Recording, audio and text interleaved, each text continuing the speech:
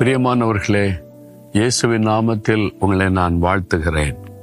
இங்க ஒரு அழகான பூ பார்க்குறீங்கல்ல, இது ரோஜா பூன்னு சொல்லுவல, ஸ்வீடிஷ் ரோஸ் அப்படின்னு சொல்றாங்க. இது ஸ்வீடன் தேசத்துல நின்று கொண்டு உங்களோட நான் பேசுகிறேன். அங்க ஒரு கடற்கரை ஓரத்துல இந்த அழகாக நிறைய பூக்கள் இந்த பூத்திருக்கிறது. அதனுடைய காரியெல்லாம் பார்த்தீங்கன்னா ரோஜா செடி இருக்குல்ல, அந்த மாதிரி தான் இருக்குது. அதில் உள்ள வெரைட்டி இந்த மாதிரி ரொம்ப அழகா இருக்கிறது.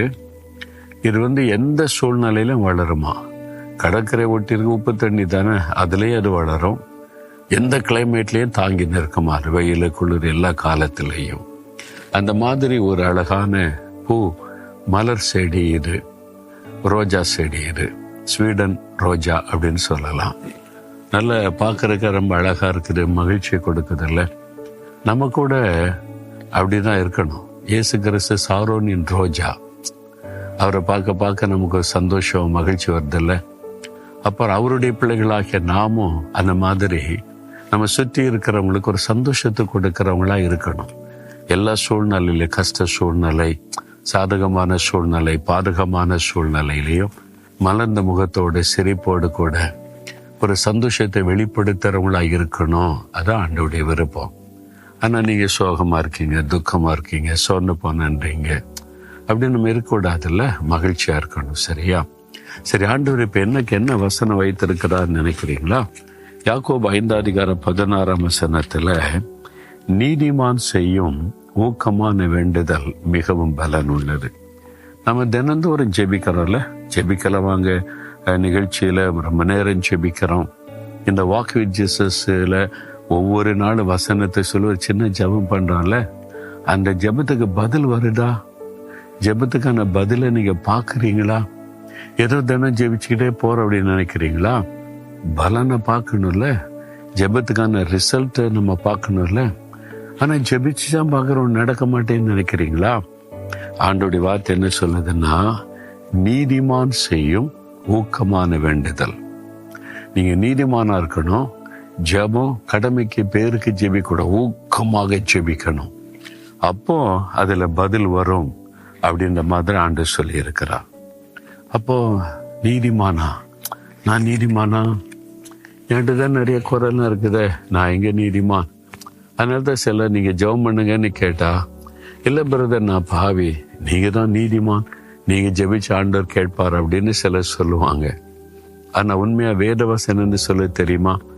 இயேசுவின் ரத்தத்தினால் மீட்கப்பட்ட ஒவ்வொருவரும் நீதிமான்கள் தான். பாவத்தை விட்ட மனம் திரும்பி இயேசுவின் ரத்தத்தினால் இருதயம் கழுவப்பட்டு தேவனுடைய பிள்ளை என்ற அனுபவத்தை பெற்றுட்டீங்கன்னா நீங்க நீதிமான். நீங்க நீதிமானாக அழைக்கப்பட்டவங்க, தெரிந்து கொள்ளப்பட்டவங்க தான். அதனால நான் இயேசுவின் ரத்தத்தினால் கழுவப்பட்ட நீதிமான் என்கிறதுல முதல்ல உறுதி வேணும். இன்னும் பாவத்துல இருக்கிறீங்க, மனம் திரும்பல அப்படின்னா உங்க ஜெபத்துக்கு ஆண்டவர் பதில் தருவது கொஞ்சம் கஷ்டம்தான். அதனால முதல்ல நீதிமானா மாறிடுங்க. இயேசுவே பாவத்தை மன்னிங்க, ரத்தத்தினால் என்னை கழுவிருங்க, உம்முடைய பிள்ளை என்கிற நீதிமான்கிற அனுபவத்தை தாருங்கன்னு கேளுங்க. அப்போ ஊக்கமா ஜெபிக்கணும், கடமைக்கா ஜெபிக்கிறதல்ல. இப்ப நம்ம ஜெபம் வழக்கமா ஜெபம் பழகி வெளியே போனா ஜெபம், உள்ள வந்தா ஜெபம், சாப்பாட்டுக்கு ஒரு ஜெபம் அப்படிலாம் சொல்லுவார்ல. தப்பு இல்லை, ஜெபிக்கணும். ஆனா அந்த ஜெபத்துல இயேசுவை முன்னால நிறுத்தி இருக்கிறீங்களா? ஊக்கமா ஜெபிக்கிறீங்களா? கருத்தா ஜெபிக்கிறீங்களா? ஒரு பேருக்காக சரி ஜெபிக்கிறாங்க, கண்ணு மூடிட்டு ஆமேன்னு சொல்லிட்டு எதுக்காக ஜெபிக்கிறோன்னே தெரியாம அப்படி இருக்கக்கூடாது. ஊக்கமா கருத்தா ஜெபிச்சுட்டா அது மிகுந்த பலனை தரும். ஆண்டவர் உடனே அற்புதம் செய்வதை சுகத்துக்காக ஜெபிச்சாலும் சரி, விடுதலைக்காக ஜெபிச்சாலும் சரி, ஒரு ஆசீர்வாதத்துக்காக ஜெபிச்சாலும் சரி, நான் நீதிமான், இயேசு கிறிஸ்துவின் பிள்ளை, எனக்கு ஒரு பதில் தருவார் என்ற நிச்சயத்தோட ஊக்கமா ஜெபம் பண்ணுங்க. இப்போ உங்களுக்கு ஏதோ ஒரு பிரச்சனை தேவை இருக்குது, விடுதலை வேணும், சுகம் வேணும், ஆசீர்வாதம் வேணும்.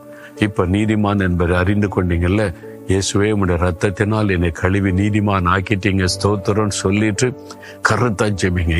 இப்போ இதே நேரம் நீங்க இன்னைக்கு ஜெபிக்கிற காரியத்துல இன்றைக்கு அற்புதம் நடப்பதை பார்ப்பீங்க. இயேசுவே உம்முடைய ரத்தத்தினால் கழுவப்பட்ட நீதிமானாய் என்னை மாற்றி விட்டதற்காய் ஸ்தோத்திரம். நீ சொன்னபடி நான் ஊக்கமாக இந்த காரியத்துக்கு ஜெபிக்கிறேன்.